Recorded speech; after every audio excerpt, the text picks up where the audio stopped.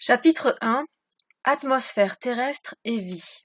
Ce chapitre s'inscrit dans la partie 1 intitulée Sciences, climat et société. L'atmosphère terrestre est une enveloppe gazeuse qui entoure la Terre. Elle représente une interface de protection de la Terre face au cosmos. Elle est composée aujourd'hui de 78,1% de diazote, de 20,9% de dioxygène et de traces d'autres gaz dont l'argon, le dioxyde de carbone, le méthane, la vapeur d'eau ou encore le protoxyde d'azote. Cependant, l'atmosphère terrestre n'a pas toujours connu cette composition chimique ni cette pression atmosphérique. Même s'il est difficile de donner avec exactitude les caractéristiques de l'atmosphère primitive, nous savons que de nombreux changements ont modelé notre atmosphère. Voyons donc dans un premier temps l'évolution de l'atmosphère primitive à l'atmosphère actuelle.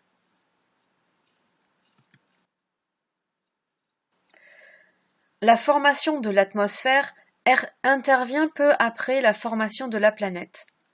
En effet, quand cette dernière refroidit, elle se dégaze et s'entoure donc d'une vaste et dense atmosphère. L'atmosphère primitive de la Terre pourrait ressembler à l'atmosphère actuelle de Vénus, une grande masse opaque entraînée par de puissants mouvements cycloniques. L'atmosphère dite primitive est en réalité une atmosphère secondaire qui provient donc du dégazage de la Terre au moment de sa formation. En effet, l'argon 40 se forme à partir de la désintégration du potassium 40, présent dans le manteau. Le rapport entre l'argon 40 et l'argon 36 ne cesse d'augmenter depuis la formation de la Terre. Cependant, l'argon étant un gaz rare, il n'a aucune affinité avec les autres éléments chimiques de l'atmosphère et il est donc voué à disparaître. En étudiant le rapport argon 40 sur argon 36 de l'atmosphère et celui du manteau, on peut donc affirmer que l'atmosphère s'est dégazée au début de l'histoire de la Terre. Si on étudie l'évolution des concentrations des éléments chimiques de l'atmosphère au cours du temps, on peut déduire l'histoire de la Terre et faire le lien avec l'apparition de la vie. On sait que l'atmosphère primitive était composée de 5% de diazote, de 10% de dioxyde de carbone et de 85% de vapeur d'eau.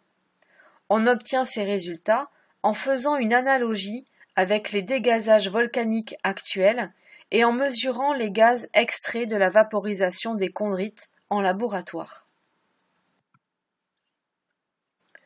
Sur cette frise présentant l'évolution de la composition de l'atmosphère terrestre depuis son origine, on constate que la part d'eau et de dioxyde de carbone diminue rapidement à partir de moins 4,3 milliards d'années.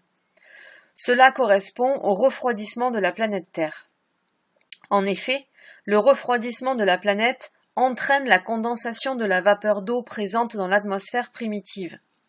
Se forment alors les océans primitifs, dont l'eau liquide va piéger le dioxyde de carbone atmosphérique, expliquant ainsi la diminution de la part de CO2 dans l'atmosphère et l'augmentation de la part de diazote.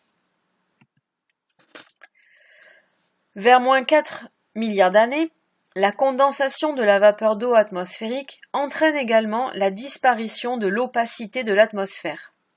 Maintenant transparente, l'atmosphère laisse alors passer les rayonnements solaires. Nous savons que les systèmes vivants sont constitués de carbone organique. Or, ces derniers consomment préférentiellement du carbone 12 et en étudiant le rapport carbone 13 sur carbone 12, également appelé delta O13, le témoignage le plus ancien de carbone organique nous est livré par les métasédiments d'Isua au Groenland, il y a 3,8 milliards d'années. À la même période, on constate l'apparition de traces de dioxygène dans l'atmosphère avant une première phase de grande oxygénation vers moins 2,5 milliards d'années. Cette apparition de dioxygène dans l'atmosphère coïncide avec la formation de roches sédimentaires appelées bifs ou fer rumadés.